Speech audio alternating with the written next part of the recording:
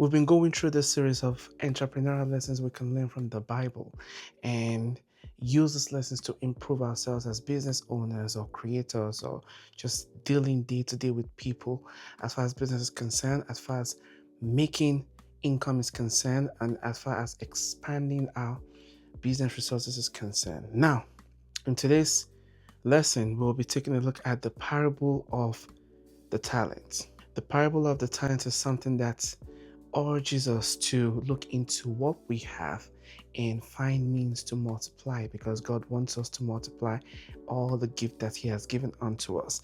And the Bible text for today's lesson is going to be from the book of Matthew, chapter 25, from verses 14 all the way to verse 26.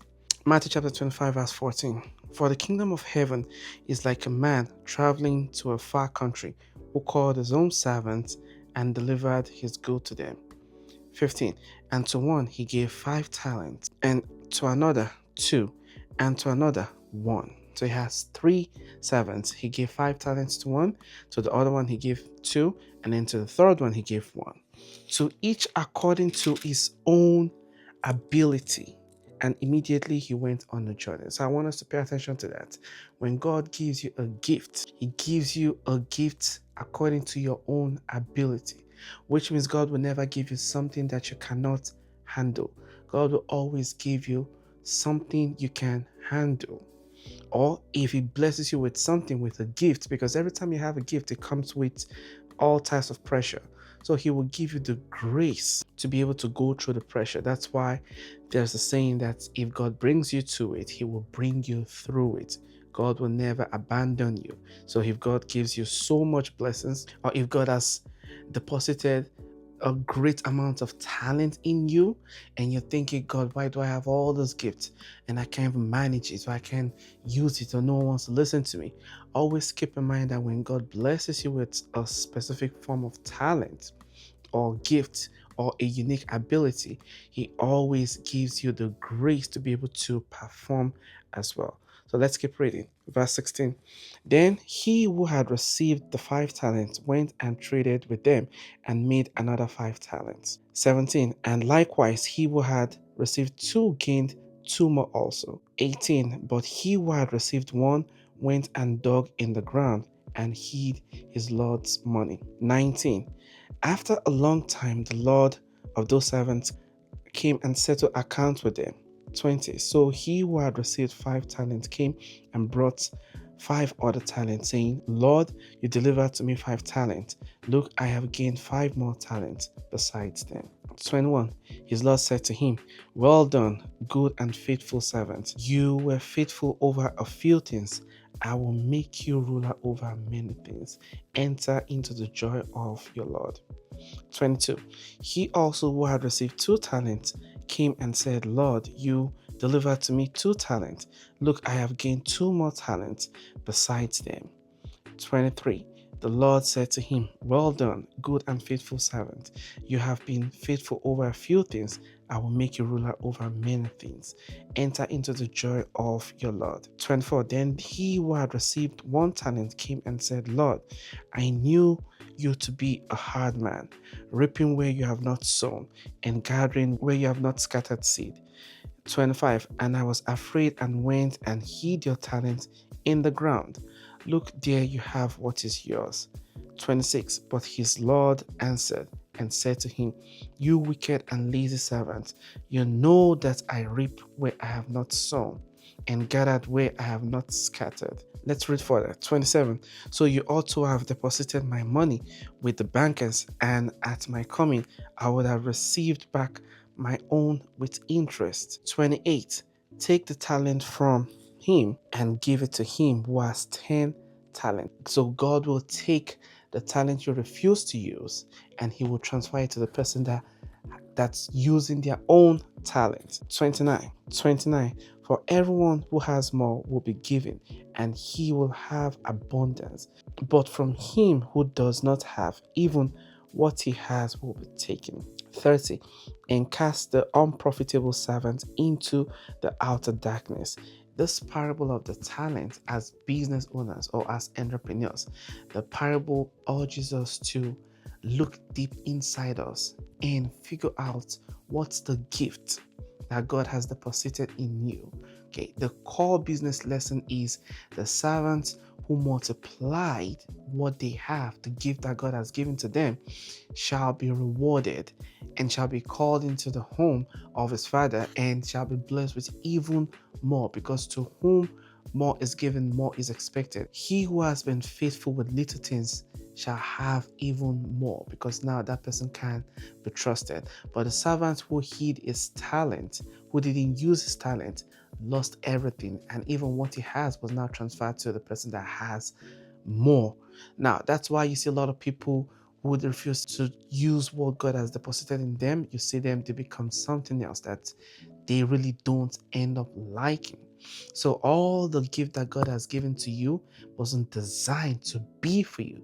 It was designed to be inside you, and you cultivate it and use it for the world outside, so the world can benefit from your gift. That's one thing I firmly believe, that the gift of God inside you is not for you. God has deposited his gift inside you so you could use your gift to bring blessings to the world, to bear witness to the world, to show the world that this is what God has put inside you, and this is to bring glory unto God's name. The gift that God has deposited inside you is not meant for you, it's meant for you to proclaim the greatness of God in the world.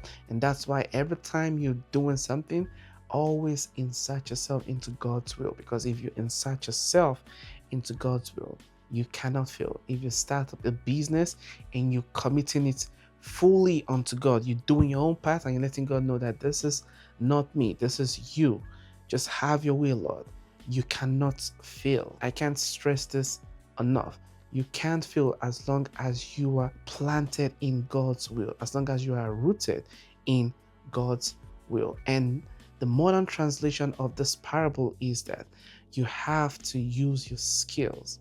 Okay, invest in the gift that God has deposited in you and capitalize on all the opportunities that comes your way. And once again, as long as you put yourself in God's will, you cannot fail. And we know that all things work together for good for those who love God and those who are called according to God's purpose. Always keep that in mind. Just put yourself in God's will. The reason why we keep doing this is because most people have the fear of starting. And if you don't start to do what God wants you to do, you will just keep wasting time, keep lingering in failure and depression, and you won't be happy with yourself. I've seen fear kill more growth than anything else. People with gifts and they're just too scared to even start. You have to just launch yourself, take the risk, because at the end of it, it's either you fail or you succeed. And if you fail, you know that you did what you're supposed to do. And if you succeed, you know that you did what you're supposed to do. You will still be happy with yourself that you tried, rather than you just playing it safe. One thing I know for sure is God did not design us to play things safe. God wants us to take risk, and that's why he uses all his words to encourage us that as long as we're taking risk, as long as we're doing what we're supposed to do, he will always be there with us. And even if you fail, as long as you love God and you're doing things according to his plan and his purpose, and you're doing things according to the will of God, you will not fail, because everything that seems to be a failure, God can transform it into success. And these are the key things that I want you to keep in mind, because being an entrepreneur requires you to take risk. All right.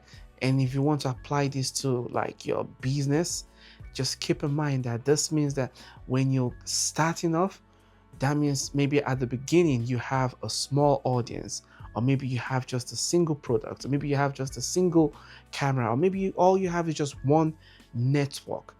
Use those resources to launch yourself into multiplication, because God, according to what we've read in this parable of the talent, what we can see for sure is God rewards people who put in effort to multiply their talent, and he despises stagnation. That's the lesson for today. And if you're not subscribed to this channel, make sure you subscribe and turn on the notification button so that the next time we drop the next lesson, you will be the first person to know. Also, like, share, comment for the algorithm so this can go out there for people who are interested in starting a business, but they're having a form of fear or something is just holding them back. They can watch this and know that God is actually on their side, because the blessing, the gift, the talent that they have inside them was deposited by God, and God wants them to cultivate those talents, to multiply those talents, and to be a blessing to the world and not be stagnant with all those great and mighty gifts that God has deposited inside you. Take care and God bless.